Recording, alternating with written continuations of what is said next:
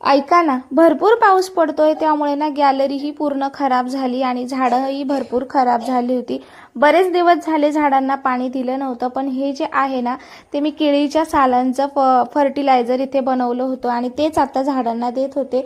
म्हटलं चला, बाकीच्या झाडांना पाऊस येतो ना त्यावेळेस भरपूर पाणी त्यामध्ये जातं, पण जे वरती आपण हँगिंग प्लांट लावलेले आहेत ना त्यांना जातच नव्हतं. त्यामुळे म्हटलं पाणी टाकण्याऐवजी हे फर्टिलायझरच सगळ्यांना टाकूया. आणि केळीच्या सालामध्ये असतं पोटॅशियम आणि त्या पोटॅशियममध्ये ना भरपूर आपल्याला काय म्हणू शकतो आपण, भरपूर असे फुलं आपल्या झाडांना येतात, त्यामुळे ते गरजेचं आहे. त्यामुळे ते दिलं. त्यानंतर गॅलरी ही आज क्लीन केली, त्यामुळे इतकं सुंदर दिसत होतं ना.